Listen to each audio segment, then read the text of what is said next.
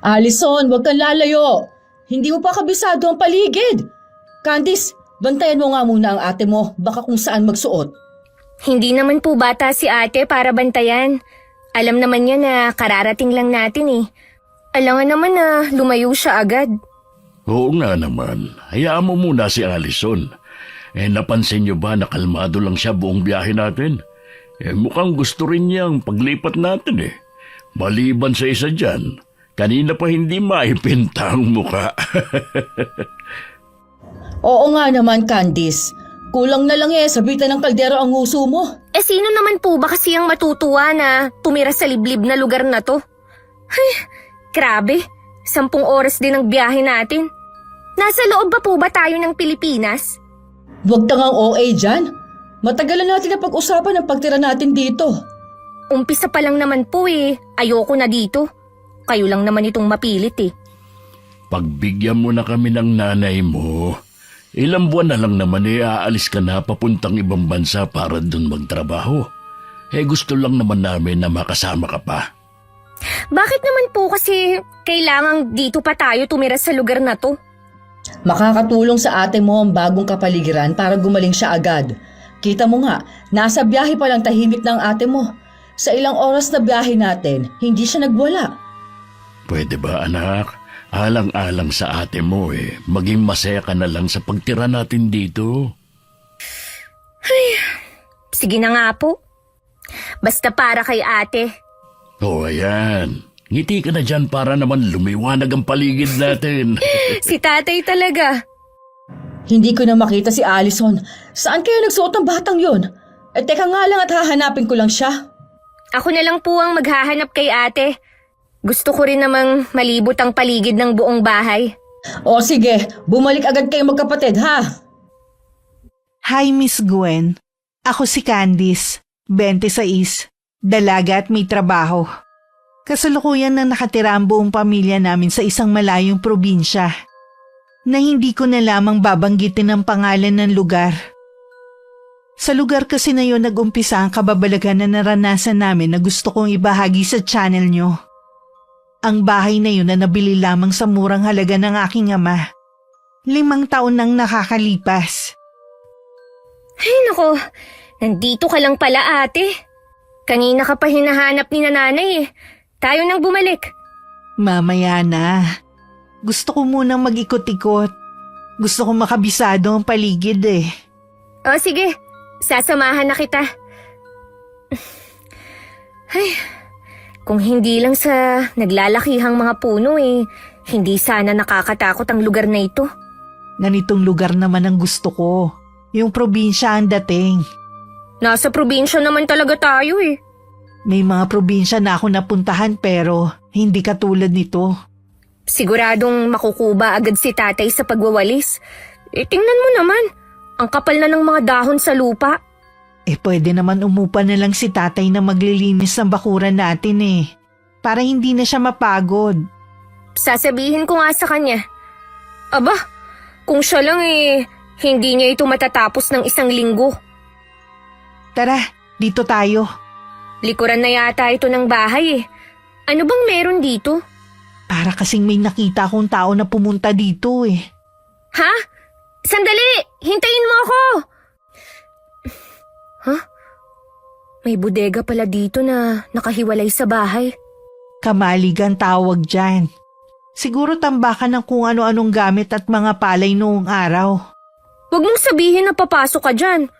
Baka mamaya maraming tambak dyan. Tsaka may ahas na lumitaw. Dito lang ako sa labas. Bawal naman pumasok dyan Paano mo naman nalaman? Basta malalaman mo rin. Ay nako, mabuti pa ate. Bumalik na tayo. Sinong kinakawayan mo dyan? Ayun yung magandang babae. Wala naman Ayun siya malapit sa may lumang poso. Tara na nga, bumalik na tayo sa bahay. Baka mapagalitan na tayo niyan Tsaka kung ano-ano na rin ang nakikita mo Tara na nga, baka abutan pa tayo ng ulan Ulan? Ang ganda kaya ng panahon. Hindi yan uulan no? Maniwala ka sa akin. Makikita mo mamaya. Si Ate Allison ang dahilan kung bakit naisip ng mga magulang namin na dito tumira sa malayong probinsya. Maagang nag-asawa ang kapatid ko dahil nabuntis siya habang nag-aaral. Yun nga lang 7 buwan na siyang buntis na makunan. Dahil malayo ang bahay na tinitirhan nila mag-asawa, hindi namin nalalaman na kalbaryo na pala ang dinadanas niya sa asawa niya at pamilya nito. Ginawa na nga siyang alila, sinasaktan pa siya ng asawa. Lingid din sa amin noon, ilang beses na rin pala siyang nakunan. Ang matinding dagok na nangyari sa kanya yung ipagpalit pa siya sa ibang babae. Doon na siya bumigay. Hanggang makaranas na siya ng matinding depresyon.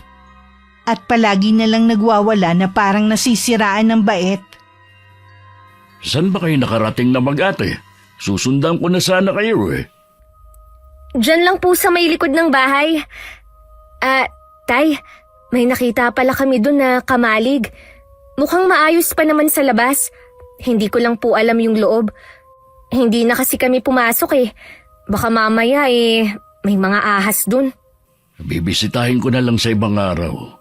Itong loob muna ng bahay ang ayusin natin. Malinis na naman. May luma lang talaga. Sabi naman di ba ng caretaker ipapalinis niya bago natin lipatan. Ilan po ang kwarto ng bahay na ito? 2 sa taas at 1 naman dito sa baba na malapit sa kusina. Magkasama pa rin kayo sa isang kwarto ng ate mo, ha? Grabe, lumang-luma na po talaga ang buong bahay. Hindi ba ito babagsak? Matitibay ang sinaunang bahay. Swerte ko nga ako nakabili sa bahay na ito. Umakyat na po si ate. Susundan ko na muna siya. Yung kwarto niyo pala yung nasa kanan. Opo, aayusin ko na rin ang mga gamit namin ni ate. Pako, parang ang layo naman ng itsura ng bahay na ipinakita sa atin sa litrato. Tama si Candice, sobrang luma na ang bahay na ito. Siguro matagal nang nakunan ng litrato ang bahay na ito at yun ang pinakita sa atin ng caretaker. Di ba kapag ganitong lumang bahay pinamamahay na ng multo? Ilang taon na daw bang wala nakatira dito? Sinabi ba sa'yo? Umiral na naman niyang pagkaduwag mo. Walang multo, kaya alisin mo yan sa isip mo. Huwag mo ring mabanggit-banggit yan sa mga anak natin. Baka matakot na naman sila. Hindi ko talaga maiwasang kilabutan pagpasok pa lang natin. Sana nga tama ang desisyon mo na bilhin ng bahay na ito. Makakatulong ang lugar na ito para makalimutan ni Allison ang mapait niyang sinapit sa gago niyang asawa. Nasaan na nga pala ang dating may-ari ng bahay na ito? Sabi nung caretaker, nasa ibang bansa na lahat kaya nga daw na pagdesisyonan ng ibenta na lang itong bahay. Parang biglang dumilim sa labas Ang ganda pala ng panahon kanina Parang uulan na. Umuulan na nga! Blessing ang ibig sabihin yan. Magandang araw ng pagkakalipat natin dito. Salamat din at hindi tayo sa daan inabot. Oo nga, hindi ko pa naman kabisado ang papunta rito. Sana naman tumila na rin yan mamaya. Nakakapanibago din kasi. Mainit doon sa lugar na inalisan natin tapos dito maulan. Malalaman natin bukas kung magiging maulan pa rin o pa-welcome lang talaga ito sa atin. Kasalukuyan kong inaayos ang mga damit namin ng ate ko sa kabinet nang biglang bumuhos ang malakas na ulan. Hindi ko maiwasan na mamangha at napatingin ako kay ate na blanko ang ekspresyon ng muka habang nakatingin sa labas ng bintana. Mula nang magkasakit siya, nawalan na rin ng buhay ang mga mata niya. Hindi na siya ang dating masayahin na kapatid ko. Kapag naaalala ko ang ginawa ng dati niyang asawa, nakakaramdam pa rin ako ng matinding galit. Ate, nagkatotoo nga ang sinabi mo na uulan. Yung magandang babae nagsabi sa akin na uulan ngayon. Ganito raw kasi dito. Tigilan mo na nga ate yung kakasabi mo ng magandang babae. Baka marinig ka ni inay. Alam mo naman na matatakutin yun. Totoo naman ang sinasabi ko Mabuti pa, inumin mo na lang ang gamot mo. Baka napagod ka lang sa biyahe natin. Kaya kung ano-ano ang nakikita mo. Alam ko na mahirap paniwalaan pero totoo ang sinasabi ko. Noon pa naman nakakakita na ako ng mga hindi nating kauri at mga ligaw na kaluluwa. Hindi ko lang sinasabi sa inyo dahil ayokong isipin nyo na nababaliw ako. Sa tingin ko, gusto mo nga ang lugar na to. Mula kasi sa biyahe at hanggang ngayon kalmado ka lang. Gusto ko naman talagang gumaling para hindi na kayo nag-aalala sa akin. Ginagawa nyo na kasi kung bata minsan Tama yan, te. Tulungan mo rin gumaling ang sarili mo. Basta, nandito lang kami para sa'yo. Alam ko naman yun. Kaya nagpapasalamat talaga ako sa inyo dahil lahat ginagawa nyo. Ay, lumalamig na ang loob ng kwarto. Mabuti pa, isara na natin ang bintana. Wag muna. Gusto ko kasing panoorin ng ulan. O sige, basta, huwag ka lang lalapit sa may bintana. Itutuloy ko lang ang pagliligpit ko sa iba pa nating gamit. Marami ka pa bang ililigpit? Gusto mo tulungan na kita? Kaya ko na ito, ate. Sumandal ka na lang dyan. Masarap matulog kapag ganyang malamig. Papanoorin ko na lang ang ulan habang may ginagawa ka dyan. Sa inalisan natin laging mainit. Ano kaya ang klima dito? Sabi daw ng itay, baka daw malamig. Sana nga. Tumagal din ang ulan. Nang sulyapan ko si Ate Allison, inaantok na siya. Kaya naman inalalayan ko na siyang mahiga hanggang sa makatulog na siya. Nang matapos ako sa pagliligpit, lumabas muna ako ng kwarto. Para alamin ang ginagawa ng mga magulang namin sa baba. Naabutan ko si Inay sa may kusina na nagluluto. Tutulong sana ako pero tumanggi siya. Ang ate mo, Iniwan ko po siyang natutulog. Si itay po. kaalis lang niya, pupunta ng bayan. Mamimili siya ng mga kailangan natin dito sa bahay. Nay, wala po ba kayong nararamdaman na kakaiba sa bahay na to? Wala naman, maliban sa nakakapanibago. Dahil ang layo ng lugar na ito sa dati nating tinirhan. Doon kasi, umaga pa lang maingay na. Malamang dito hanggang gabi tahimik. Sana naman, mababait ang mga taga rito. Ang mga taga-probinsya naman likas na sa kanila ang pagiging mabait. Nay, ano pa po ang alam niyo sa bahay na ito? Hindi ba kayo nagtataka na sa laki ng bahay na ito mura lang nabili ni itay? At natawaran pa niya. Ang pagkakaalam ko kasi nasa ibang bansa na ang may-ari nito. Kaya siguro ibinenta na dahil wala nang balak bumalik pa. Alam mo naman ang itay nyo, mahilig sa lumang bahay at mga gamit. Kaya hindi na niya ito pinakawalan pa. Hindi po ba kaya mainip kayo? Lalo na si itay? Hindi pa naman sanay yun sa walang ginagawa. Sabi niya, plano daw niya magtanim-tanim ng gulay o di kaya mag-alaga ng mga hayop. Hindi naman po sanay si itay sa mga ganong gawain. Malay mo naman matutunan niya rin. Nandito naman ako para tulungan siya. Siya nga pala, nung nakausap mo ang tiya Greta mo, ano ang reaksyon niya nang malaman na dito na tayo ditira? Nagulat po, syempre. Pero ipinaliwanag ko naman po na para kay Ate Allison ang ginawa niyo ng itay. Nagkakalit na naman nga Naalala na naman niya kasi ang nangyari kay ate. Ay, walang dapat sisihin kundi ako. Kung nakinig sana ako sa kanya at sa tatay mo, baka hindi yun sinapit ng ate mo. Ako lang naman na may gusto na ipakasal siya sa lalaking yun Natakot kasi ako sa sasabihin ng mga tao sa kapatid mo. Huwag niyo na pong sisihin ang sarili niyo. Ginawa niyo lang naman po ang inaakala niyong tama Salamat sa pangunawa, iha. Hindi ko lang talaga maiwasan na makonsensya. Ngayon na nandito na tayo, kalimutan na po natin ang nangyari. Malaking tulong po kay ate na hindi na nababanggit ang pangyayaring yon sa buhay niya. Alam ko na napapagod ka na rin sa pagbabantay sa ate mo. Pasensya ka na anak. Dadalawa lang kasi kayo at wala naman kaming ibang aasahan. Hindi naman po ako nagrereklamo Alam ko po na talagang magiging masaya ang pamilya natin kung tuluyan ng gagaling si Ate Allison. Tsaka po, ang ginagawa ko po wala pa sa kalahati ng sakripisyo niyo ni itay. Salamat pa rin, Iha. Hindi naman kasi lahat ng kapatid magagawa ang ginagawa mo. Sa inyo ng ate mo, parang mas ikaw pa ang panganay. Malakas na kalabugan narinig namin ni Inay sa taas. Kaya natigil kami sa pag-uusap. Nagkatinginan na muna kami bago mabilis ako napatakbo sa ikalawang palapag. Kasunod ko naman si Inay.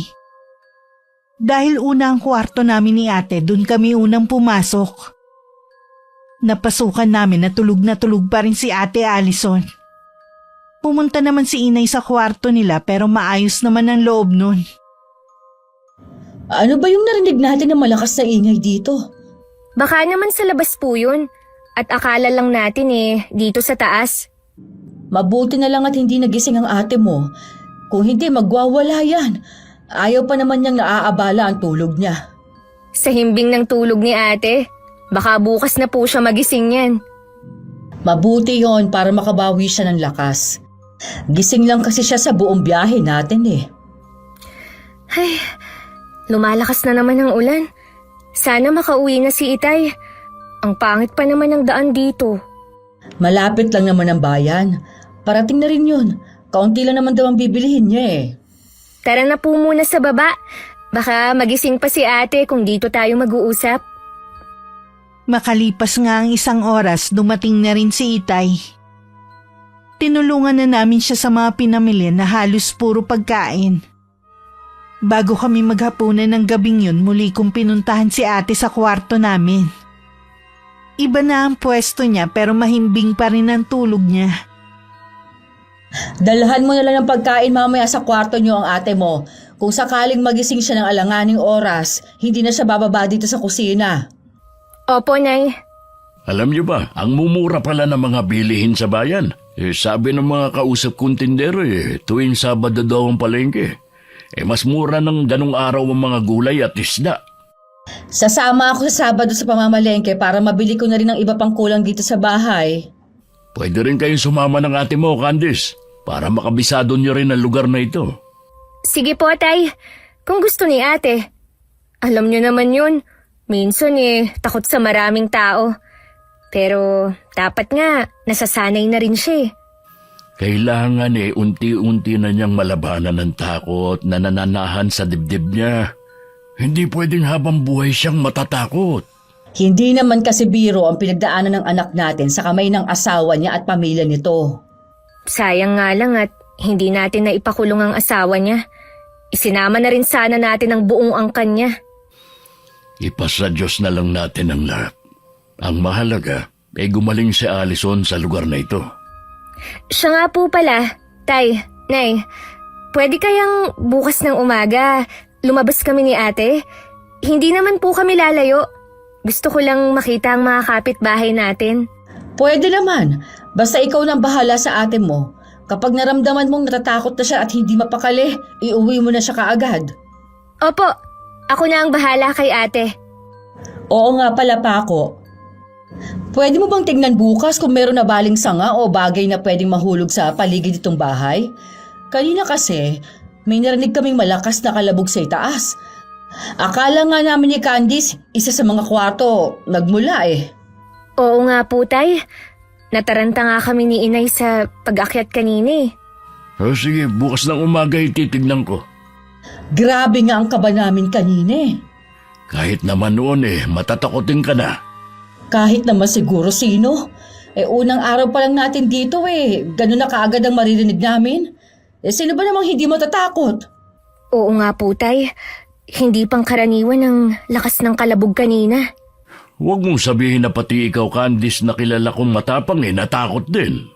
Medyo lang po. Mas natakot po ako kay ate. Kasi po, nasa kwarto na siya at natutulog. Huwag na kayo mangamba. Bukas na bukas din, pag-gising ko, yun agad ang titignan ko. 8:00 pa lang ng gabi, nakakaramdam na ako ng antok. Samantala sa inalisan namin, hating gabi na ako natutulog. Inakyat ko na rin ang pagkain ni ate. Naiwan pa ang mga magulang namin sa ibaba dahil abala pa sa pag-aayos ng mga dala naming gamit. Pagpasok ko sa kwarto, tulog pa rin ang ate ko. Inilapag ko na lang ang Tupperware sa maliit na lamesa at naghanda na rin ako para matulog. Pakiramdam ko ng mga sandaling yun kakatulog ko pa lang. Pero parang may puwersang gumigising na sa akin. Dahan-dahan akong dumilat. At nagulat pa ako na mabungaran ko si Ate Allison na titig sa akin. Bigla tuloy ako napabangon. Ate? Kanina ka pa ba gising? Anong oras na ba? 3:00 pa lang na madaling araw. Nagugutom ka ba? May pagkain dito oh. Kumain ka muna. Kanina pa nga ako nagugutom eh. Napahaba yata ang tulog ko. Mabuti nga yun. Para nakapahinga ka. Alalahanin mo. Ngayon ka lang ulit bumabawi ng tulog. Sa palagay mo kaya makakahanap ako ng trabaho sa lugar na to? Gusto mo na bang magtrabaho? Oo sana. Para makatulong sa inyo. Ayoko na kasing maging pabigat eh. Makakapagtrabaho ka rin ulit. Kapag siguro tuluyan ka ng gumaling at nagbigay na ng go signal ang doktor na tumitingin sa'yo. Naiinip na kasi ko eh. Sa tingin ko naman kaya ko na. Sabihin natin kay nanay ang gusto mo. Ay, siya nga pala. Mamaya maglakad-lakad tayo para makita natin ang mga kapitbahay. Sige ba? Candice, kailan nga pala ang alis mo? Hinihintay ko pa ang sasabihin ni Tia Greta. Alam mo naman, siya ang nakakaalam. Tsaka, siya daw ang magpapadala ng pera na pang-ayos ng mga papeles ko. Kapag nandun ka na, wag mo kaming kalilimutan ha. Oo naman. Gusto ko rin na sulitin na magkasama pa tayo. Baka kasi kapag nandun na ako matagal pa bago ako makabalik. Pangako ko sa'yo bago ka umalis, magaling na ako. Ate, isa ka sa dahilan kung bakit gusto kong makapagtrabaho din sa ibang bansa. Gusto ko na tuloy-tuloy lang ang gamutan mo. Tsaka gusto ko kayong mabigyan ng magandang buhay na pamilya ko. Sana madala mo rin kami doon. Isa rin yan sa pangarap ko. Ang madala ko kayo doon para magkasama-sama na tayo doon. Kasama si Tia Greta. Ipagdadasal ko lagi na sana matupad lahat ng pangarap mo. Salamat ate ha. Tsaka, sana doon ka na rin makapag-asawa. Ngumiti lang ako kay ate. Nagpatuloy naman siya sa pagkain niya. Alam kong gagaling pa ang kapatid ko. Pero sabi ng doktor na tumitingin sa kanya, hindi na daw magbabago ang kondisyon ni ate.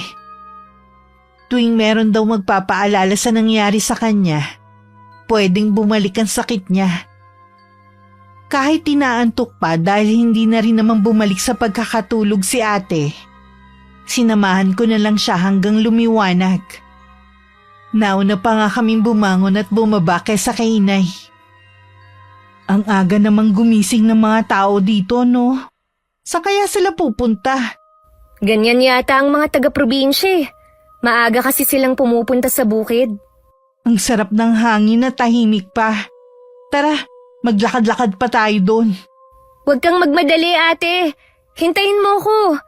Marami pa naman tayong oras Gusto kong malibot ang buong baryo na to. Makaya kaya natin? Hindi ko alam.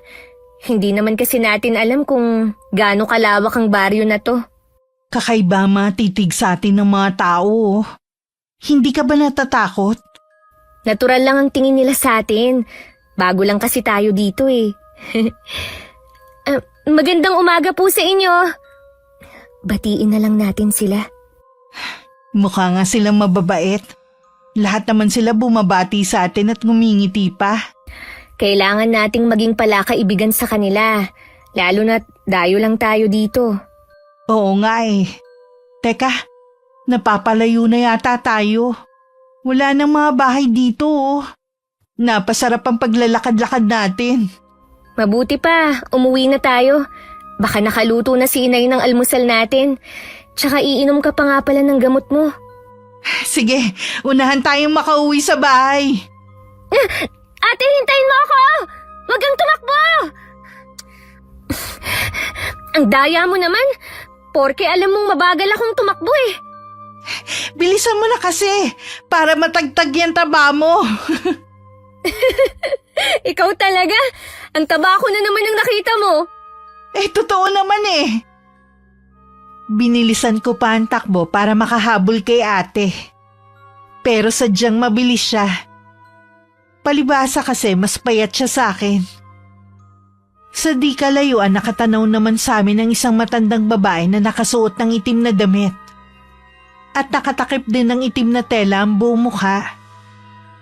Pagdating sa bahay, tawa pa ng tawa ang kapatid ko. Nagtataka namang nakatingin ang mga magulang namin.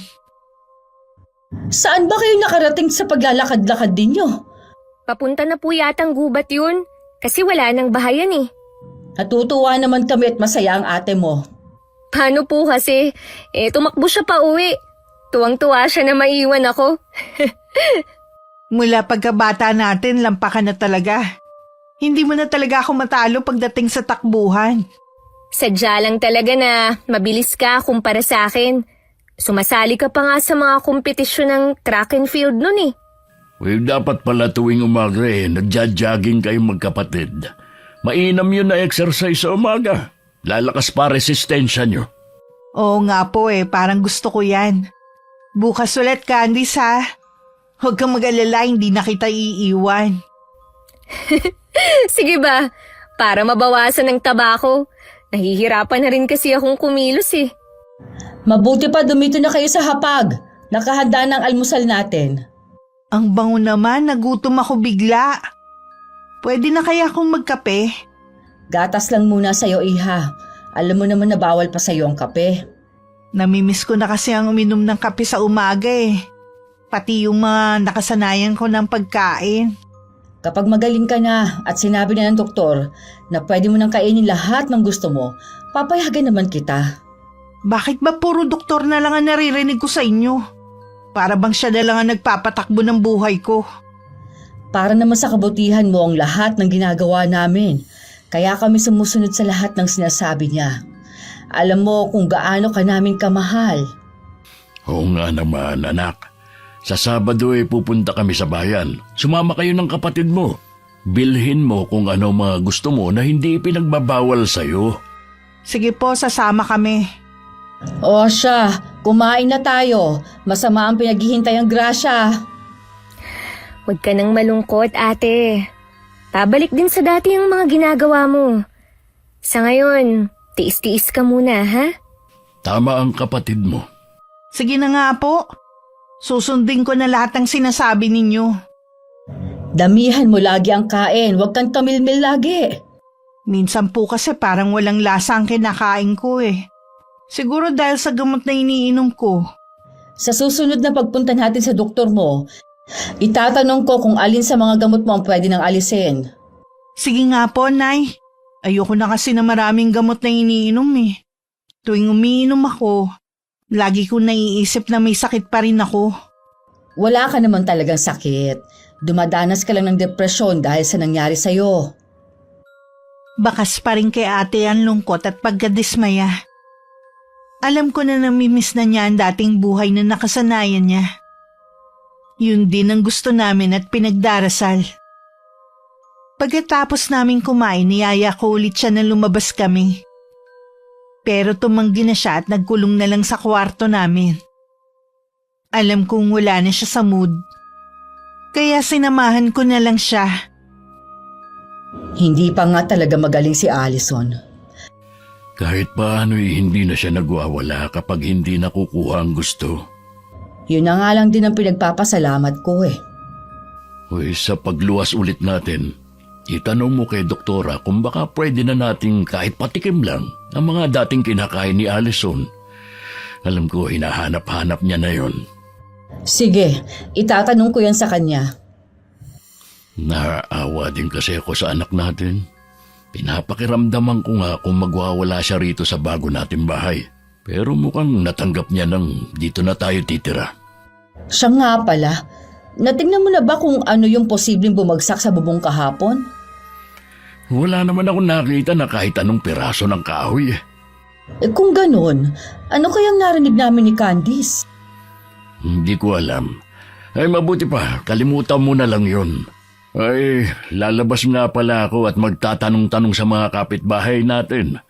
Kung sino ang pwede kong upahan sa paglilinis sa labas ng bahay. O sige, para naman umaliwalas ang buong paligid. Natatakot kasi ako na baka may mga ahas sa paligid eh. Minsan pa naman, nagayayang lumabas si Allison. Sandali lang naman ako. Gusto ko rin makilala ang mga tao rito.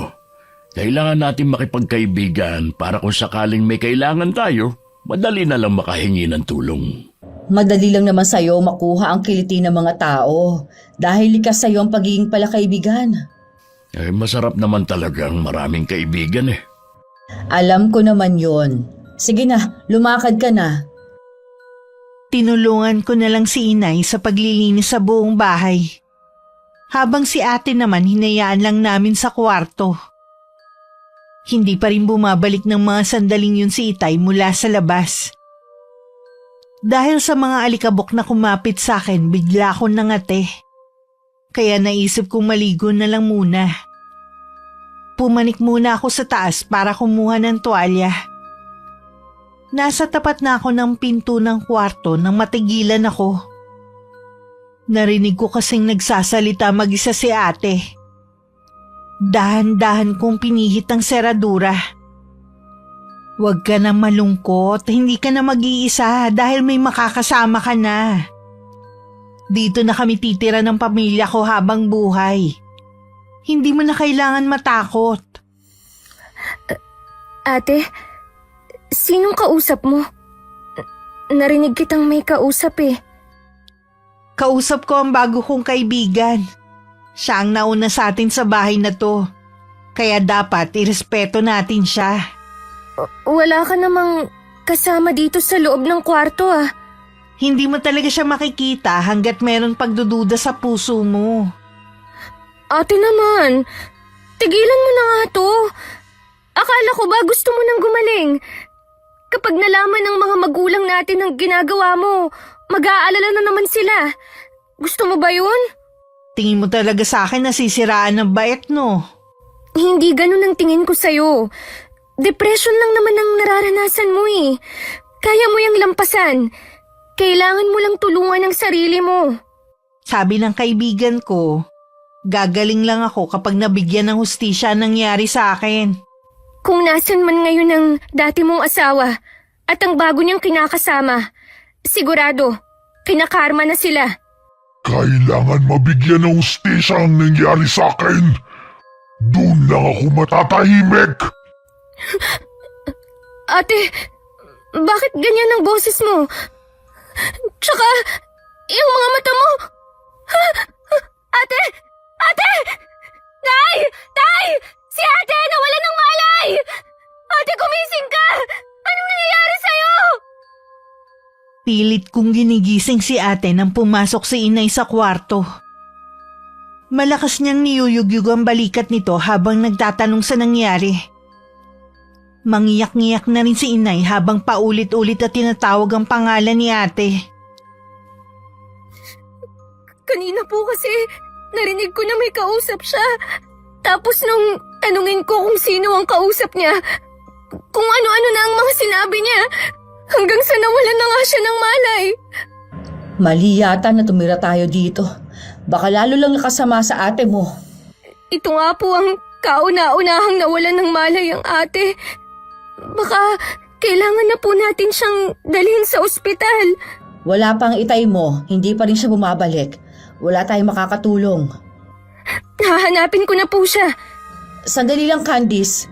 Nagkakamalay na ang ate mo. Ate!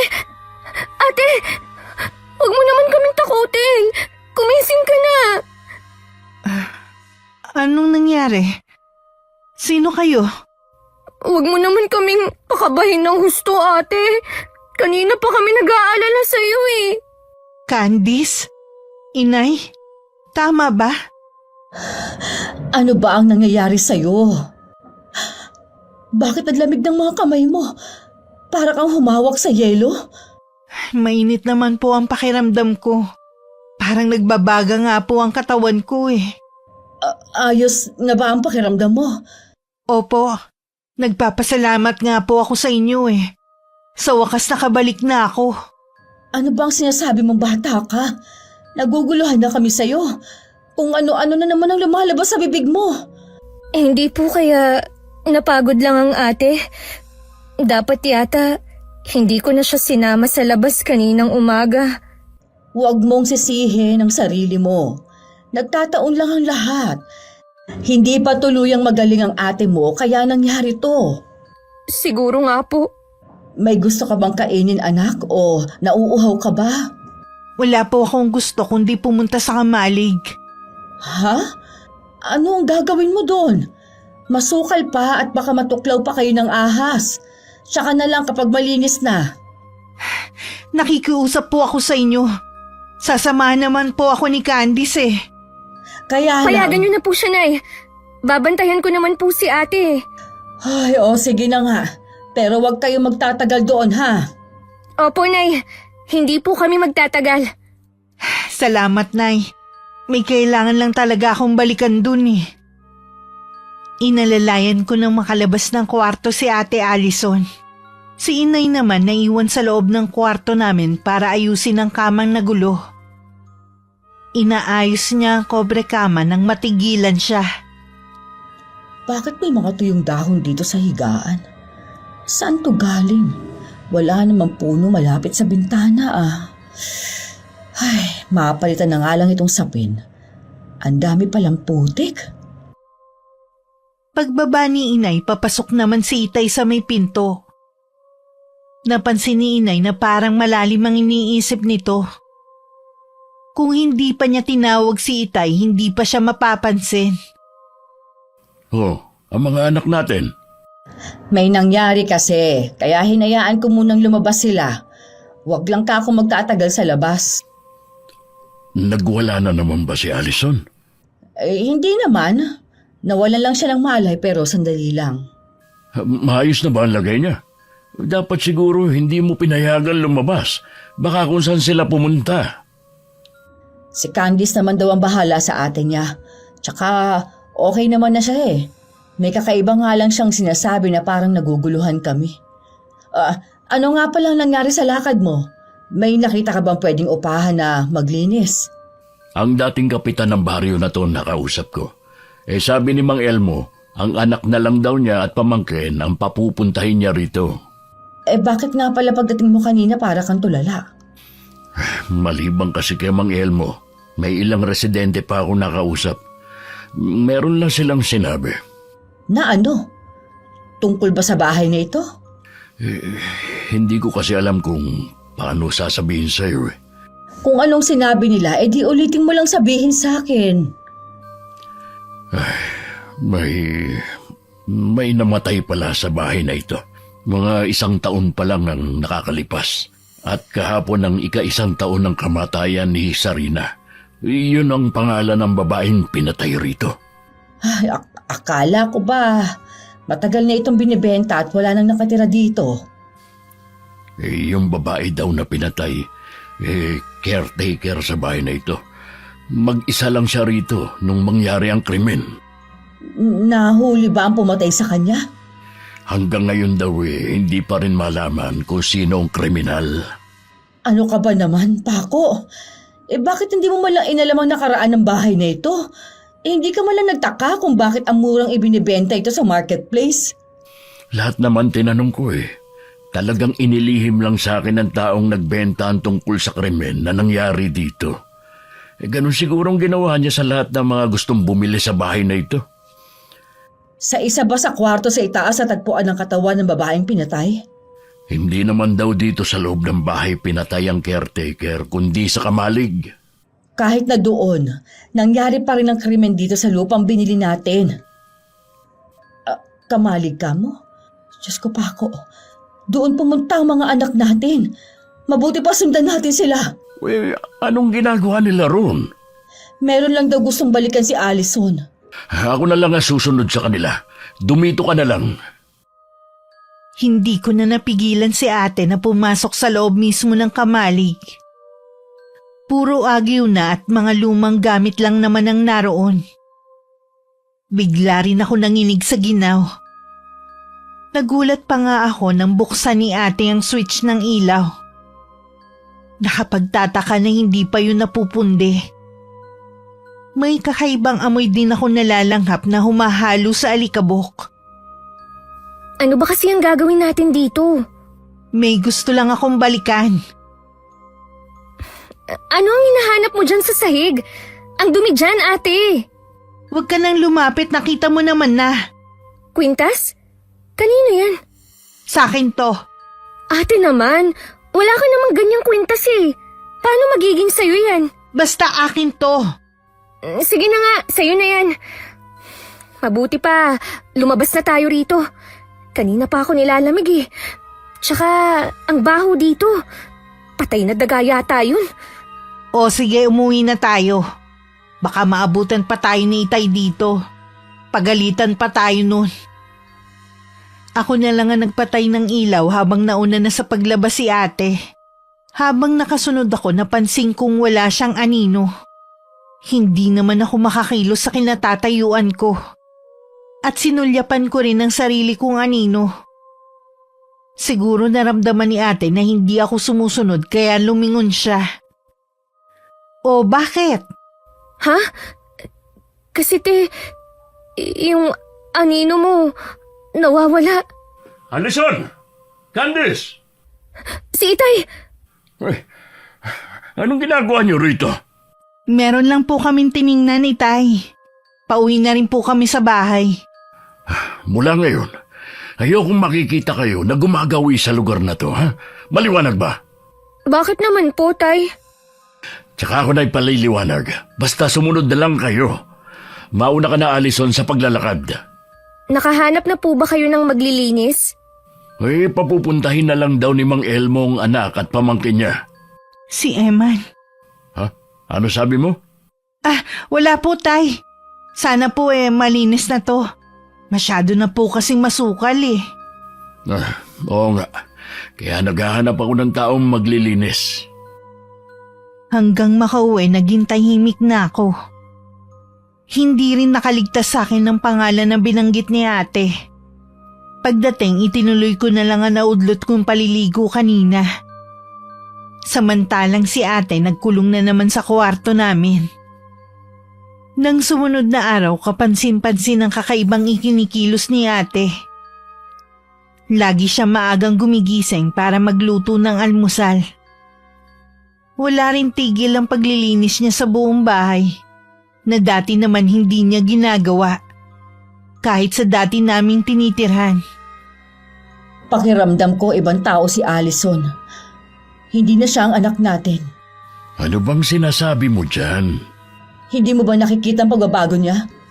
Alam naman natin na hindi siya nagluluto. Pero ang galing niya magluto ngayon. Tamad siya maglinis dati pero wala na siyang ginawa kundi maglinis ng bahay. Malay mo naman, natuto siya magluto nung magkasama pa sila ng asawa niya. At yung paglilinis naman niya, baka naiinip lang ang anak natin. Matatahimik lang ako kapag naipa-check up ulit natin siya kay doktora. Baka hindi natin alam, lumalala na pala ang sakit niya. Uy, hayaan na lang muna natin si Allison. Baka kabaliktaran ang nangyayari. Baka nagiging normal na ulit ang anak natin. Hindi pa rin mawala ang pag-aalala ko. Hindi yata nakatulong sa kanya ang pagtira natin dito. Masyado pang maaga para sabihin yan. 1 linggo pa lang naman tayong nandito eh. Nasaan nga pala ang dalawa ngayon? Nasa kwarto. Sabi ko kay Candice, huwag nang hihiwalay ng tingin ng kapatid niya. Minsan, naaawa na ako kay Candice. Tingin ko ba inalisan natin siya ng kalayaan. Maliit na sakripisyo lang naman ang ginagawa niya eh. Kapag kinuha na siya ng tiyagreta niya, makakalaya na rin siya at magagawa ang gusto niya. Huwag mo naman ipaako sa kanya ang responsibilidad. Baka manawa yun. Magaan lang naman ang ginagawa niya, ang magbantay sa ate niya. Kahit na, dahil sa pagbabantay niya, hindi na niya magawa ang gusto niya. Hindi nga siya nakaranas na gumimik noon eh. Kasama ng mga kaibigan niya. Laging nagmamadaling umuwi dahil kay Allison. Huwag na nga muna natin pag-usapan si Candice. Mas nag-aalala talaga ako kay Allison. Para mapanatag ka, sa 1 linggo dalhin natin siya kay doktora. Hanggat hindi tuluyang gumagaling ang anak natin, hindi ako mapapanatag. Hindi habang buhay kasama niya tayo. Paano na siya kapag nawala na tayo? Kung sakali na bigla nga tayong mawala, hindi naman siya pababayaan ni Candice. Paano kung nasa ibang bansa na siya at hindi agad makauwi dito? Hindi naman niya basta maisasama ang kapatid. Huwag mong pahirapan ang sarili mo sa pag-iisip ng kung ano-ano. Enjoyin na lang natin ang pagtira dito, ha? Kahit ano pa ang sabihin mo, hindi ko mai-enjoy ang pagtira dito, lalo na at may namatay pala dito. Hindi naman sa loob ng bahay. Naiisip ko nga, kung ipagiba na lang natin yung kamalig sa likod, hindi naman kasi natin yun magagamit eh. Pwede rin naman, kaya lang hindi pa rin noon mabubura ang nangyaring krimen dito. Sino nga kaya ang salarin sa pagkamatay ng babaeng yun ano? Dalaga pa daw bang namatay? Sabi ng mga taga rito dalaga pa raw. Mga 28 lang daw ang edad. Kawawa naman. Hindi ko lubos maiisip na may mga demonyong tao na gagawa nun sa walang kalaban-laban na babae. Hindi nga rin ako makapaniwala na may mga ganun rin palang kasamang tao sa lugar na ito. Siguro adik yun. Hindi naman kasi kayang gawin yun ng may matinong pag-iisip eh. Mas lalo tuloy akong kinabahan para sa dalawa nating dalaga. Kung hindi pa nahuhuli ang salarin, ibig sabihin malaya pa rin siya nakakagala. Hindi ko naman nahahayaan na may masamang mangyari sa inyo ng mga anak natin. At saka, tiniyak naman ng mga taga rito na tahimik ang lugar na ito at hindi na ulit nangyari ang ganong krimen. May palagay nga sila na baka dayo lang ang gumawa nun sa caretaker. Nasa may hagdan ako nang marinig ko nag-uusap ang mga magulang namin.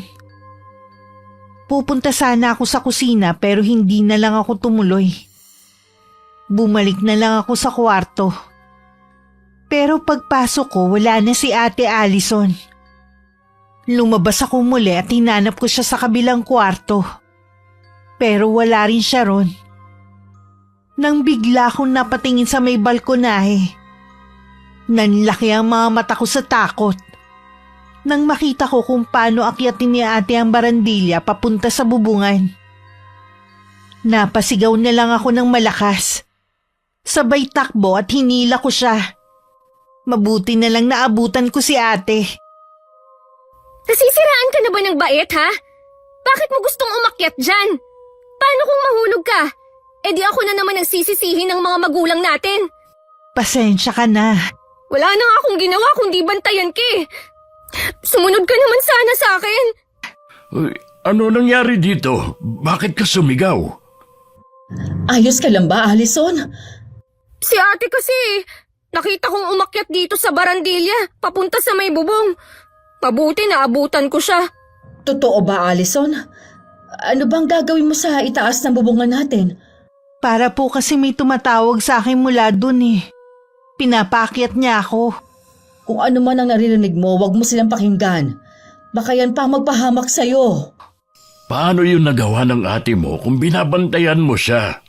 Ilang minuto lang naman po akong nawala eh. Pagbalik ko, wala na siya sa kwarto namin. Alam mo naman na may sakit ang ate mo tapos iiwanan mo siya. Maraming pwede mangyari sa loob ng 1 minuto. Paano kung may masamang mangyari sa kapatid mo? Maibabalik ba yun ang sorry mo at kapabayaan mo sa ate mo, ha? Hindi ko naman po sinasadya ang nangyari. Pasensya na po. Sa susunod, wag na wag mo nang pababayaan ang kapatid mo. Dahil kapag may nangyari pang ganito, hindi kita mapapatawad. Tama na, Loretta. Walang may gusto na mapahamak si Allison. Wala ngang may gusto. Pero dahil sa kapabayaan nitong si Candice, munti ka na madisgrasya ang anak natin. Dadalhin ko na po si ate sa kwarto namin. Wag na! Ako na magbabantay sa kanya. Baka mamaya ipabayaan mo na naman. Halika na, Allison. Ikaw na ang bahalang magpasensya sa nanay mo, ha? Lahat naman ginagawa ko eh. Pero ako pa rin ang nasisisi sa huli. Ang mabuti pa, tawagan mo na lang ang tia Greta mo. Itanong mo kung kailan ka mag-aayos ng mga papeles mo. Nag-aalangan po akong umalis dahil kay ate. Kami na ang bahala sa ate mo. Gusto kong tuparin mo mga pangarap mo. Gawin mo magpapasaya sa'yo. Magagawa mo lang yun kung hindi mo kami kasama. Sa inyo po talaga ni nanay. Kayo ang mas nakakaintindi sa akin. Pareho ko kayong mahal ng ate mo. Hindi mo kasalanan ang nangyari sa kanya. Ayoko na mapako ka na lang sa pagbabantay sa kanya. Salamat po, tay, ha? Huwag ka na malungkot. Hindi ako sanay na ganyan ka eh. Mainit pa rin ang ulo ni inay sa akin. Kahit ilang araw na ang nakakalipas mula nang mangyari yun kay ate. Nasa labas ako ng bahay at nagwawalis malapit sa gate. Nang makita ko ang isang matandang babae na nakatayo doon. Sa pag-aakalang pulubi yun na nanghihingi, lumapit ako para itanong ang gusto. May kailangan po kayo? Kayo pala ang bago may-ari ng bahay na yan. Alam niyo ba na may namatay dyan? Ho? May namatay sa bahay namin? Sino po ba kayo? Sigurado akong alam ng mga magulang mo ang kwento sa bahay na yan. Manang, sino po ba kayo? Bakit alam niyo ang nangyari sa bahay na ito? Sarina, ikaw nga ba yan? Sino po ang tinitingnan niyo? Si Ate Allison po siya. Ang kapatid ko. Kapatid mo siya? Isang malaking pagkakamali ang pagtira niyo sa bahay na ito. Umalis na kayo bago mahuli ang lahat. Sandali lang po, Manang! Huwag po muna kayong umalis! May itatanong pa po ako sa inyo! Candice, sino ang kausap mo?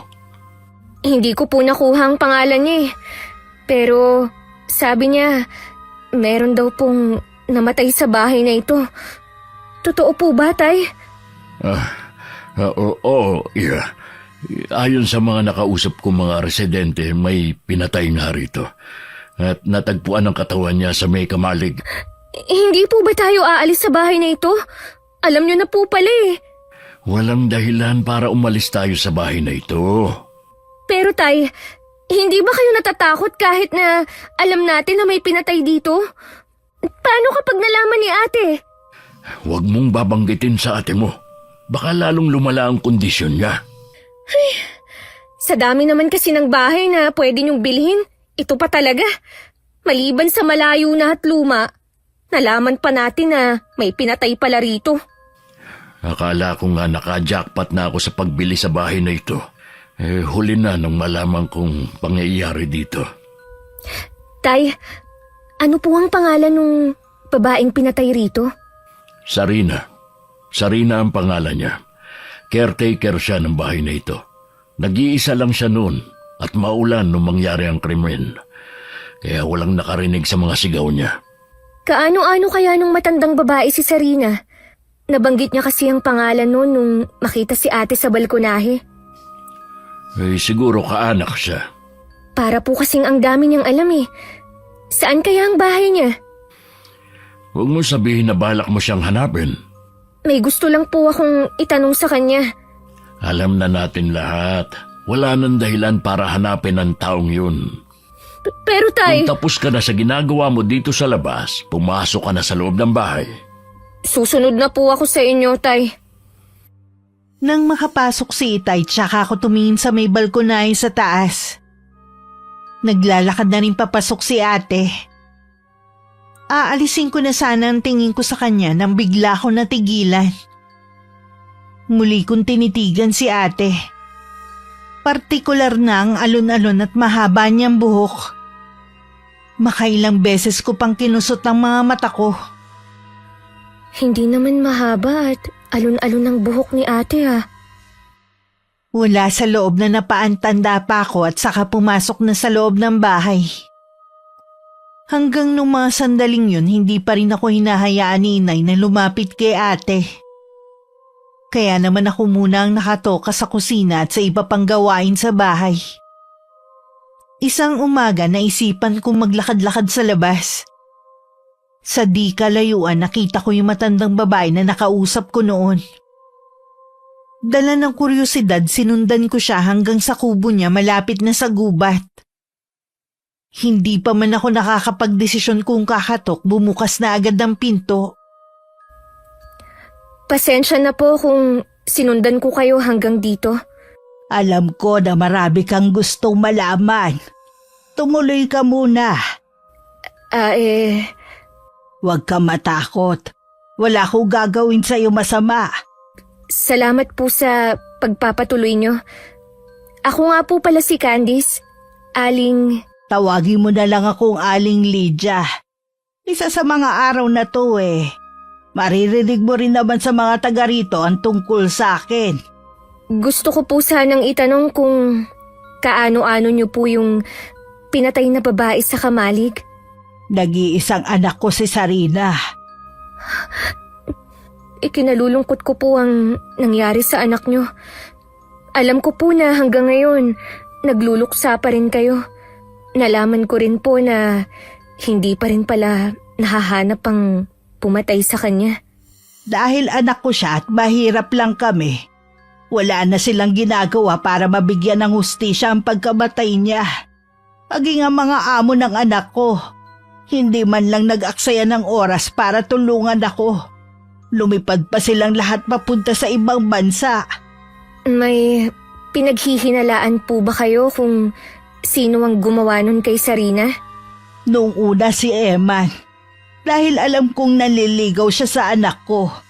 Kahit mahal niya si Sarina, mas pinili niyang sundin ang kagustuhan ko.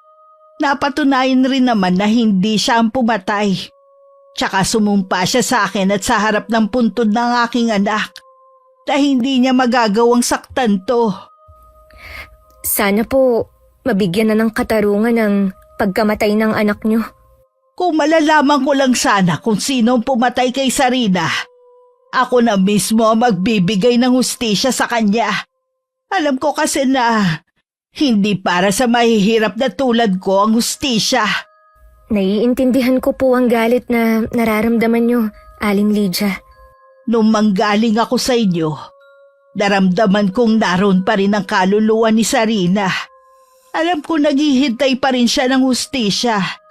Nangangamba ko na maghiganti siya sa mga taong wala namang kinalaman sa nangyari sa kanya.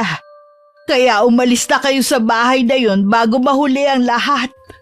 Kung ako lang po ang masusunod, iaalis ko na po ang pamilya ko Kaya lang po, mahirap kumbinsihin si Itay. Hindi po kasi yun naniniwala sa mga kababalaghan Basta binalaan ko na kayo. Huwag niyo sanang pagsisihan ng pagtira niyo sa bahay na yon. Alam ko po na nagmamalasakit lang kayo sa amin. Susubukan ko pa rin na kausapin ng mga magulang ko. Alam ko na mabubuti kayong tao. Kaya ayaw ko rin kayo mapahamak. Kung may oras po kayo, pwede po kayong pumunta sa bahay namin para makilala ang mga magulang ko at kapatid. Pasensya ka na, Iha. Hindi ko yata kakayanin na pumasok sa bahay na yun Maliban sa maaalala ko nangyari sa anak ko, masyadong mabigat ang aura ng bahay na yun. Aling Lydia, pwede po kaya kaming magpatawag ng pari para maipabless yung bahay? Kayo na ang bahala sa bagay na yan. Pero sinasabi ko na walang kasiguraduhan kung mapapaalis ninyo ang kaluluwa ng anak ko sa bahay na yun. Hayaan niyo po. Susubukan ko pa rin na sabihin sa mga magulang ko. Aalis na po ako. Salamat po sa pagpapatuloy niyo sa akin sa bahay niyo. Bago ko nagpaalam, inikot ko muna ang paningin ko sa kubo. Bagamat maliit lamang ang tinitira ni Aling Lydia, maayos naman ito at malinis. May maliit lang na altar ang pumukaw sa aking atensyon. May mga garapon kasi doon na may nakalagay na buhay na iba't ibang klase ng mga insekto. May mga kandila rin na kulay itim at bungo ng isang hayop na may nakapatong na kandila na may sinde. Nang tingnan ko muli ang matandang babae, mataman ang kanyang pagkakatitig sa akin. Ilang sandali pa nagpaalam na akong uuwi. Pagdating sa bahay, galit ang inay na tinanong ako kung saan ako nanggaling. Naglakad-lakad lang po ako sa labas. Inuna mo ba talaga yan kaysa tulungan ako sa pagbabantay sa ate mo? May nangyari po ba kay ate? Nadatnan siya ng tatay mo na nasa kamalig at kinakausap ng sarili. Akala ko naman po kasi kayo na ang bahalang magbabantay kay ate. Kaya hindi na po ako lumalapit. Sana naman kasi tulungan mo ako sa mga gawaing bahay para mabantayan kong ate mo. Hindi yung umaalis ka nang hindi ka malang nagpapaalam. Tingnan mo tuloy ang nangyari. Tama na nga yan. Bakit ba lagi mo na lang sinisisi si Candice? Sinong sisisihin ko? Si Allison? Sisihin mo yung sarili mo, hindi ang mga anak natin. Ginagawa ko ng lahat para sa pamilya natin. Tapos ako pa rin na may kasalanan? Lahat naman tayo ginagawa ang lahat para sa ikabubuti ng pamilya natin. Lalo na para kay Allison. Huwag na po kayong mag-away. Bahala na nga kayo dyan. Huwag niyo akong asahan sa pagluluto. Ay, pagpasensya mo na ulit ang inay mo. Ewan ko ba sa kanya, bakit parang laging mainit ang ulo nitong mga huling araw? Tay, kailangan na po nating umalis sa bahay na ito bago mahuli ang lahat. Hindi pa rin matahimik ang kaluluwa ni Sarina. Baka sa paghahanap niya ng hustisya sa nangyari sa kanya, sa atin siya maghiganti. Ano ba sinasabi mong bata ka, ha? Nakausap ko po mismo ang nanay ni Sarina. Siya po ang nagsabi sa akin ng lahat. Nakikiusap po ako sa inyo. Umalis na tayo rito, bago pa may mapahamak na isa sa atin. Hindi tayo aalis dito. Wala na tayong babalikan pa sa inalisan natin. Dito ko na lahat inilagay ang perang naipon ko. Sana maintindihan mo, anak. At saka, huwag kang ngang maniniwala sa sinasabi ng nanay ng Sarina na yun. Hihintayin niyo po ba na may masaktan sa atin? Walang masasaktan ni isa sa inyo, narinig mo? Magtiwala ka lang sa akin. May tiwala naman po ako sa inyo. Pero hindi sa pwedeng mangyari dito. Mag-iisip ako ng paraan para walang gumambala sa atin. Huwag mo lang hilingin na umalis tayo sa bahay na ito. Napilitan na lang akong tumango kay Itay. Inutusan na rin niya ako na ituloy ang ginagawa ni Inay. Hindi pa man ako nakakahakbang papuntang kusina, narinig na namin ang malakas na sigaw ni Inay sa kwarto. Nagmamadali kaming umakyat at pumasok. Naabutan namin na umiiyak si Inay at may tinuturo sa malaking salamin. Pagtingin naman namin doon, refleksyon lang ni ate ang nakita namin. Maniwala kayo. May nakita akong babae sa salamin. Puno ng dugo ang damit niya tapos yung leeg walang tigil sa pag-agos ng dugo. Ay, tingin ko pagod lang yan, kaya kung ano-anong nakikita mo. Kung totoo yung sinasabi mo, bakit hindi naman natakot si Allison? Yun na nga ang pinagtataka ko. Wala naman ng mga oras na yun si Allison na magpakita yung babae. Tinatakot mo lang ang sarili mo, pati ang mga anak natin. Pareho na yata kayo ni Allison na may sakit eh. Bahala ka kung ayaw maniwala. Pero sigurado ako sa nakita ko. Hindi kaya tay, nag-uumpisa ng magparamdam si Sarina? Ano ang sinasabi mo? Nakausap ko kasi ang nanay ni Sarina, yung babaeng pinatay sa kamalig. Sabi po niya, kailangan nating umalis dito dahil nandito pa ang kaluluwa ng anak niya. Sinabihan na kita, Candice, na huwag kang maniwala sa babaeng yun. Baka hanggang ngayon nagdadalamhati pa rin siya, kaya gusto lang niyang mandamay. Babaliwalain mo na lang bang babala sa atin, ha? Dahil ayaw mo umalis sa bahay na ito? Akala ko kami ang uunahin mo, ha? Sige, kapag ba umalis tayo sa lugar na ito, may pupuntahan ba tayo, ha? Anong gusto mo? Makitira tayo sa kamag-anak? Ang inaalala ko lang naman ang kaligtasan natin eh. Magpapatawag ako ng pare para mabendisyonan ng buong bahay.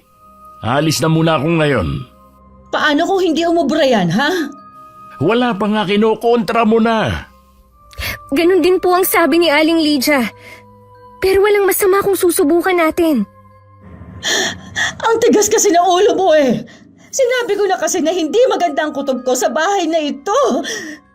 Huwag na tayong magsisihan. Nandito na tayo eh. Gumagawa na nga ako ng paraan. Talagang hindi ka namin mapipilit na umalis dito, ha? Hindi talaga. Dahil wala na nga talaga tayong pagpipilian. Buo na talaga ang pasya ni Itay na hindi umalis sa bahay na yun. Pareho kami nasa may pintuan ni Inay nang tanawin namin ang pag-alis ni Itay. Nagulat pa ako nang bigla akong akbayan ni Inay at iginiya na maupo sa sofa. Pasensya ka na, anak kong. Ilang araw nang mainit ang ulo ko sa'yo, ha? Ayos lang po, Nay. Naiintindihan ko naman po kayo eh. Sana may pari ng kasamang Itay mo para matapos na kung anumang meron ng nagpaparamdam sa bahay na ito. Sana nga po, Nay. Yun ang isa sa solusyon na naiisip ko. Ipagdasal natin ang kaligtasan nating lahat sa bahay na ito. Gusto ko na lang isipin na isa lang itong panaginip. Hapon na nung dumating si Itay na may sugat at iika-ika pang maglakad. Bakas din ang takot sa kanyang mukha at pag-aalala sa amin. Bakit ngayon ka lang?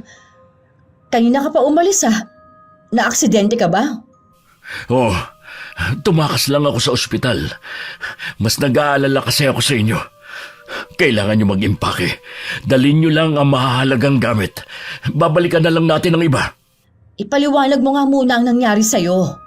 Habang papunta ako sa bayan, naramdaman ko na lang na parang may nakasakay sa likurang bahagi ng sasakyan.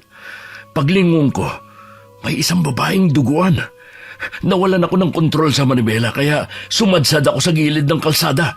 Nawalan ako ng malay dahil siguro sa takot at pagkakauntog ng ulo ko sa manibela. Salamat naman at ganyan lang ang nangyari sa'yo. Salamat din. Wala nang ibang nadamay. Ngayon, naniniwala ka na ba? Oo, kaya sige na. Tawagin mo na ang mga bata. Kailangan makaalis na tayo bago pa dumilim. Hindi ka na ba tumuloy sa simbahan para sumundo ng pari?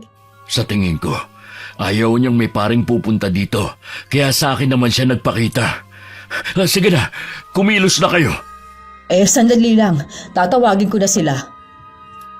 Sa silid-lingid sa kaalaman ng mga magulang namin may nangyayari din na kakaiba. Hindi ako makasigaw habang mahigpit na hawak ni Ate Allison ng leeg ko. Sakto namang pumasok si Inay at nagulat sa dinatnan. Sabay kaming napalingon ni Ate sa may pinto. Allison! Ano ginagawa mo sa kapatid mo? Bitiwan mo siya! Hindi na po siya si Ate. Para pong may ibang sumapi sa kanya. Anak! Ano bang nangyayari sa'yo? Huwag mo kong tawaging anak! Kasalanan mo kung bakit ako namatay! Hindi mo na sana kami pinigilan ni Eman! Sarina, tama ba? Handa ka naming tulungan. Sabihin mo lang kung paano ka matatahimik. Tulungan mo ko, Candice! Ayoko sa kinaroroonan ko. Gusto ko na makawala dito. Ang lungkot dito. Oo, tutulungan kita. Lahat gagawin ko. Alam ko na ang tanging makakapagpalaya lang sa'yo ay ang mabigyan ka ng hustisya. Kailangan mo rin kaming tulungan na malaman kung sino ang pumatay sa'yo. May impluwensya siyang tao. Nagpapanggap na mabait ang pamilya niya. Lalo na ang kanyang ina. Pareho silang demonyo. Mga hayop sila. Sabihin mo pa rin kung sino sila. Kilala sila ng mga taga rito. Napatili si Inay nang biglang lumakas ang hangin sa loob ng kwarto. Para bang may ipo-ipo na umiikot. Sa may pinto kumakatok si Itay. Pinipilit yung buksan ni Inay pero hindi mabuksan. Nang mahimatay si Ate tsaka naman kumalma ang paligid. Nagkalat naman ang mga gamit na parang dinaanan ng bagyo. Ate! Allison! Ayos na kaya siya? Nawalan lang po siya ng malay. Ano nangyari dito? Ayos lang ba kay lahat? Sumanib kay Allison ang kaluluwa ng babae. Humihingi siya ng tulong sa atin. Huwag niyo na siyang intindihan. Kailangan na nating umalis sa bahay na ito. Kahit po makaalis tayo sa bahay na to, hindi pa rin tayo patatahimikin ni Sarina. May koneksyon na po silang dalawa ni ate. Hanggat hindi nabibigyan ng hustisya ang nangyari sa kanya, mananatili siya sa katawan ni Ate Allison.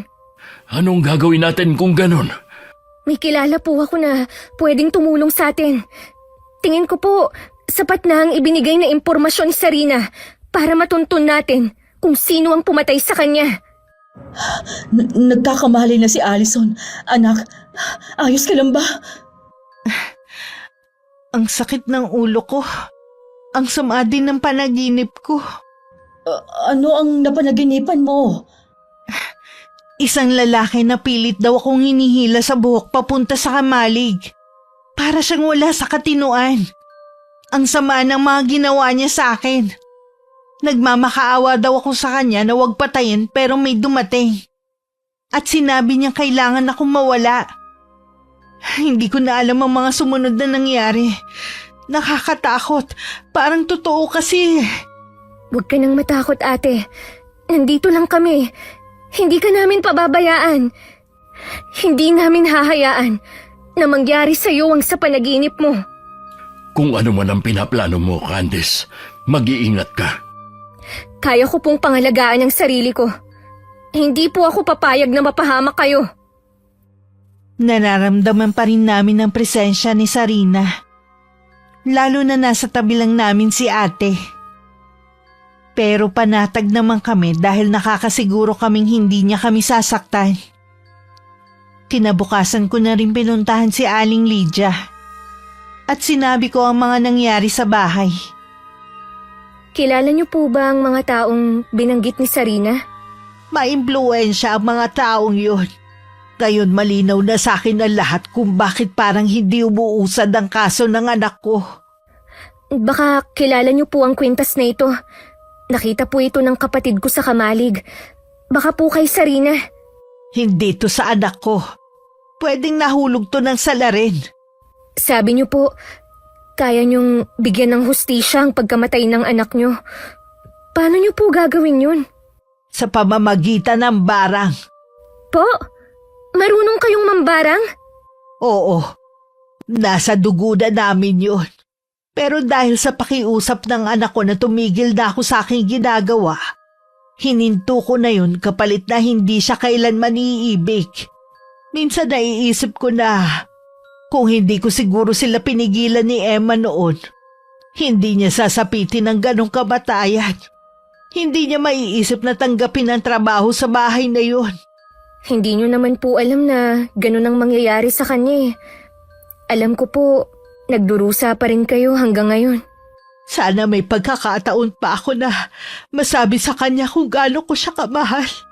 Kung ba ibabalik ko lang sana ang nakaraan, matagal ko nang ginawa. Nahihirapan na rin po si Sarina sa kinaroroonan niya. Gusto na niyang makaalis sa lugar na yun. Tayo lang po ang makakatulong sa kanya. Mas matindi ang mararanasan nilang pagdurusa dahil sa ginawa nila kay Sarina. Sinusumpa ko yan. Isang kilalang pilantropo si Mrs. Melba Malvar sa baryo na yun at sa ibang karatig lugar. Marami siyang natutulungan ng mga mahihirap, lalo na ang mga kabataan na gustong magpatuloy sa kanilang pag-aaral. Lingid sa kaalaman ng karamihan, kabaliktaran lahat ng ipinapakita ng ginang sa mga tao. Sa bahay nila batas sa mga tagasunod ng bawat salita niya. Mainitin ng ulo niya na dahilan para lagi siyang manakit. Ganon din ang anak niyang si Norby, nalulung sa droga at sugal. Dahil sa pera ng pamilya, kaya nagagawang pagtakpan ng mga ginagawa niyang mali. Sila po pala ang mga taong walang awang pumatay kay Sarina. Mukhang mahal na mahal po sila ng mga tao. Magaling sila magpanggap sa harapan ng nakararami. Ngayon nyo na po ba isasagawa ang plano nyo? Gusto ko masaksihan ng lahat ang mangyayari sa kanila. Kung meron po akong... Sapat na ang naitulong mo sa akin. Ayoko maiugnay ka sa akin ng mga tao. Ang iba sa mga taga-baryo alam pa ang lihim ng aking pagkatao. Kung habang buhay kayong titira sa bahay na yun, Mas maigi na hindi kayo magkaroon ng koleksyon sa akin. Kayo po ang bahala. Umuwi ka na sa inyo. Siguradong hinahanap ka na ng mga magulang mo. Mag-iingat ka, iha. Tatanawin ko malaking utang na loob ang ginawa mo para mabigyan ng hustisya ang pagkamatay ng anak ko. Malapit na niyang makamtan yun. Sinunod ko na ang sinabi ni Aling Lydia na umuwi na sa bahay namin. Naabutan ko sa may sala ang pamilya ko na naghihintay sa akin. Sinalubong pa ako ng mahigpit na yakap ni Ate Allison. Para bang ang tagal naming hindi nagkita. Nakausap mo na ba si Aling Lydia? Opo, Tay. Siya na raw po ang bahala. Paano niya kaya mabibigyan ng hustisya ang pagkamatay ng anak niya kung wala naman siyang ebidensya? Hindi naman kasi tatanggapin sa korte kung sasabihin lang natin na nagmumulto si Sarina. Wala pong balak na magsampa ng kaso si Aling Lydia sa mga taong yun. May ibang paraan po siya para magbayad ang taong pumatay sa kanyang anak. Anong paraan naman yun? Hindi ko po alam kung maniniwala kayo, pero may alam po si Aling Lydia sa itim na karunungan. Gaganti po siya sa pamamagitan ng barang. Barang baka mo? Uso pa pala ang ganyan sa lugar na ito. Kinalimutan na po niya ang ganong gawain. Pero ito lang po ang tanging paraan para makamit ni Sarina ang hustisya na ipinagkait sa kanya. May impluwensyang taong gumawa nun. Huwag na po tayong umasa sa batas natin. Matagal na nating alam na para lang yun sa mga mapipera. Sa bagay nga, kung ako din siguro si Aling Lydia, ganyan din ang maiisip kong gawin kung halimbawang gawan kayo ng masama. Sarina, alam ko naririnig mo kami. Malapit mo na makamit ang hustisya mo, iha. Huwag mo naman siyang tawagin. Natatakot tuloy ako. Pasensya ka na. Hindi ko naman sinasadya na takutin ka eh. Huwag mo na ulitin na tawagin ang pangalan niya. Candice, tingnan mo muna ang kapatid mo. Sa kusina lang ako. Huwag na kayong lalabas, ha? Opo, Nay. Ako na po ang bahala kay ate. Lumabas naman si Itay para ayusin ang ilang sira ng sasakyan. Nagkulong na lang kami ni Ate Allison sa kwarto namin. Alam ko hindi pa rin umaalis si Sarina sa katawan ng kapatid ko. May mga kinikilos kasi siya na hindi ginagawa ni ate. Kaya naman naisip kong kausapin siya bilang si Sarina. Nung tawagin ko siya, lumingon naman agad siya sa akin. Nung nandun ako sa bahay niyo, nakita ko ang ilang litrato mo sa dingding. Medyo kahawig mo nga talaga si Ate Allison. Mahaba at alun-alun lang ang buhok mo. Samantalang si ate, maiksi. Siyempre, pareho kayong maganda. Kumusta si Inay? Araw-araw kanyang hinahanap-hanap. Hanggang ngayon, nangungulila pa rin siya sa'yo. Sinisisi rin niya ang sarili niya sa nangyari sa'yo. Sana raw, hindi na niya tinutulan ng pagmamahalan niyo ni Emma noon. Baka daw, hindi mo sinapit ang malagim na pangyayari na yan. Mahal na mahal ko ang inay. Oo, nagalit ako at nagrebelde sa kanya. Kaya kahit ayaw niya, tinanggap ko ang trabaho bilang caretaker ng bahay na to. Para makalayo sa kanya. Hindi ko akalain na hindi na pala kami magkikita. Sarina, patawarin mo na ang nanay mo. At ganun din ang sarili mo. Pareho niyong hindi ginusto ang nangyari. Gusto ko mayakap muli ang inay ko sa huling pagkakataon. Alam ko na yun din ang hiling niya. Salamat, Candice. Mabuti na lang matapang ka. Kung hindi, mananatiling misteryo ang pagkamatay ko. Baka tuluyan na rin mabaon ng hustisya para sa akin. Mas nananaig kasi sa akin ang kagustuhan kong tumulong kesa takot. Niyakap ko pa si ate. Medyo gininaw pa ako dahil malamig pa rin ang katawan niya. Na para siyang galing sa loob ng freezer. Samantala sa labas ng bahay ni Aling Lydia, naghahanda na siya sa gagawing ritual. Nasa lupa na rin ang mga garapon na kinalalagyan ng mga insekto. Sa madilim na parte, naroon ang mga makamandag na ahas na naghihintay lang ng hudyat niya. Hindi makalapit ang mga yun dahil sa ginawa niyang apoy. Matinding paghihirap ang mararanasan niyong mag-ina bukas ng hapon. Ipaparamdam ko sa inyo matinding sakit na nawalan ng pinakamamahal na anak. Dahan-dahan kayong mamamatay sa harapan ng maraming tao. Konting tiis na lang, anak. Maipaghihiganti na rin kita.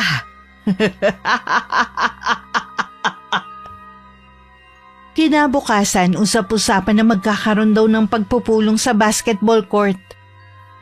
Mamimigay daw kasi ng mga bigas at konting grocery si Mrs. Malvar. Marami ang natuwa. Maliban sa amin ng pamilya ko. Alam kasi namin na pakitang tao lang ang gagawin nila sa harap ng maraming tao. Pumunta na rin tayo. Nakakahiya kasi kay Mang Elmo na pumunta pa rito para sabihan tayo. Ay sige, para makita ko naman ang mag-inang yon. Sasama rin po ako, Nay. E di lahat na tayo pumunta. Huwag lang siguro tayo magtagal. Baka kasi magwala si Allison kapag nakita maraming tao. Nung hapon magkakasama kaming pumunta sa basketball court. Nadatnan naming marami ng mga taong naghihintay. Malapit sa stage, dun kami pinapwesto ni Mang Elmo. Para makita daw namin ng malapitan na mag-ina na ginagalang at minamahal nila. Nang mga sandaling yun, magkaharap naman si Mrs. Malvar at Aling Lydia. Kitang-kita ang pot sa mga mata ng matandang babae para sa kaharap. Walang lihim na hindi nabubunyag. Alam ko na ang anak mo ang pumatay kay Sarina. At ikaw pinagtakpan mo ang krimen niya. Pareho kayong magbabayad na mahal. Magkano bang kailangan mo, tanda, para tumahimik ka lang? Hindi ko kailangan ng pera mo. Buhay niyo mag-ina ang kailangan ko. Hindi mo kami magagalaw sa dami ng mga bantay namin mag-ina. Rod! Mel! Paalisin niyo nga ang matandang... Nawala. Saan siya nagpunta? Nagtataka naman si Mrs. Malvar kung saan nagpunta ang matandang babae. Bakit ganun kabilis tong naglaho na parang bula? Ilang sandali pa tinatawag na siya ng kanang kamay niya para magbigay ng talumpati. Paglabas niya ng stage, naroon na ang anak. Nakangiti pa tong lumapit at kinuha ang mikropono. Para siyang unang magsalita sa harapan ng mga tao. Habang nakatayo nga at nakaharap sa mga tao, mag-uumpisa na sana siyang bumati. Nang makita si Sarina sa harapan na palapit sa kanya. Sarina? Anong ginagawa mo rito? Patay ka na! Pinatay na kita! Ano ba ang nangyayari sa'yo? Ibaba mo ang mic mo. Naririnig ng mga tao ang sinasabi mo. Ma, ikaw mismo nakakita kung paano ko gilitan ng leg ang babaeng yun. Bakit ka nandito? Tigilan mo na ako! Matagal ka ng patay! Huminahon ka, anak. Ano bang nangyayari sa'yo? Huwag mong sabihin na gumamit ka na naman bago pumunta dito. Nagkaroon ng bulungan ng mga tao. Sa wakas kasi natuldukan na ang matagal nilang katanungan. Kung sino ba talaga ang pumatay kay Sarina. Marami pang sinabi si Norby bago nakuha sa kanya ang mikroponong hawak. Ilang sandali pa nagkagulo na ang mga residente. Marami kasing ahas ang papunta sa kinaroroonan ng mag-ina. Bigla ring namanas na parang lobo si Norby. At lumabas sa bibig niya ang napakaraming insekto bago siya natumba. Pagkatapos nilingkis sila ng mga ahas at saka pinagtututuklaw sa iba't ibang parte ng katawan nila. Sa pagtataka ng mga tao, bukod tanging mag-ina lang ang inatake ng mga yon. Nakakakilabot ang pangyayari kanina. Hanggang ngayon, nagtatayuan pa rin ang balahibo ko sa katawan. Kahit nga ako halos hindi na makilala ang katawan ng mag-ina sa dami ng tuklaw sa kanila ng mga ahas. Naliwanagan na rin ng mga taga rito kung sinong pumatay kay Sarina. Sa mismong bibig na rin ng kriminal ng galing ang ginawa niya. Sa wakas, nabigyan na rin ng hustisya ang pagkamatay ni Sarina. Matatahimik na rin ang kanyang kaluluwa. Siya nga pala, nasaan yung dalawa? Nagpaalam na may pupuntahan lang sila sandali. Hindi ko na rin mapigilang mapaiyak. Habang pinagmamasdan ang pagyakap ni Aling Lydia sa ate ko. Alam kong nagpapaalam na si Sarina sa kanyang ina. Ilang sandali pa nawala na ng malay si ate. Siguradong umalis na sa katawan niya ang kaluluwa ng babae. Maraming salamat sa iyo, Iha. Tinupad mo ang kahilingan ko na mayakap muli ang anak ko. Wala po yun. Masaya po ako na makatulong sa inyong mag-ina. Ayos na po ba kayo dito? Kahit mag-isa lang kayo? Oo, Iha. Ayos lang ako. Kahit mag-isa lang ako dito sa aking kubo. Uuwi na rin po kami ni ate pagkagising niya. Sigurado po kasi na hinihintay na kami ng mga magulang namin. Pinabilib mo ko sa kakaibang tapang na ipinakita mo. Hindi ko makakalimutan ang ginawa mong to. Kahit wala na po si Sarina, sikapin niyo po na maging masaya sa natitirang taon ng buhay niyo. Yun din po ang gusto niya. Gagawin ko yung sinabi mo, Iha. Mula namang galing kami sa kubo ni Aling Lydia, wala na kaming naramdamang kakaiba sa bahay namin. Nang sumunod na araw, pinag-iba na rin ni Itay ang kamalig. Unti-unti na rin bumuti ang lagay ni Ate Allison. Lumipas ang mga buwan. Inayos ko na rin ang mga papeles ko para makasunod na ako sa tiyahin ko.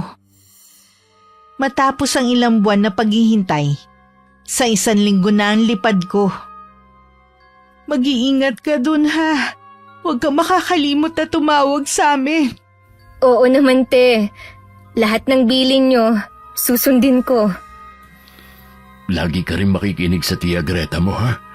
Alam niya makakabuti sa'yo. Opo tay, kayo na po ang bahala kay nanay at ate ha. Hindi ko sila pababayaan. Nasabi na yata nila lahat. Basta, mamimiss ka namin lagi. Wala na kaming matapang na anak. Pero magagamit mo yan sa pagtatrabaho mo sa ibang bansa. Mamimiss ko po kayong lahat. Kasama ko po kayo lagi sa mga dasal ko. Mahigpit pa nila ako niyakap. Sa ilang araw pang natitirang kasama ko sila, kumain at namasyal kaming buong pamilya. Pinagbiling ko rin sa kanila si Aling Lydia. Naging malungkot man ang pag-alis ko noon. Alam ko naman isa rin yung bagong kabanata sa buhay ko. 2 taon na ako sa ibang bansa nang ibalita sa akin ni Itay na pumanaw na rin si Aling Lydia. Inilibing ang kanyang labi sa tabi ng puntod ng kanyang anak na si Sarina. Sa wakas magkasama na rin ang mag-ina na pinaghiwalay ng karumal-dumal na krimen. Nais ko rin pasalamatan ng inyong channel dahil nagkaroon ako ng pagkakataon na maibahagi ang karanasang nangyari sa aming pamilya. Ang Diyos kailanman hindi natutulog sa mga taong gumagawa ng masama sa kapwa. Naniniwala ako na kami ng pamilya ko ang ginawa niyang instrumento para makamtan ni Sarina ang hustisya. Hanggang dito na lang, Miss Gwen, ang pagbabahagi ko ng aking hindi malilimutang karanasan. Wakas.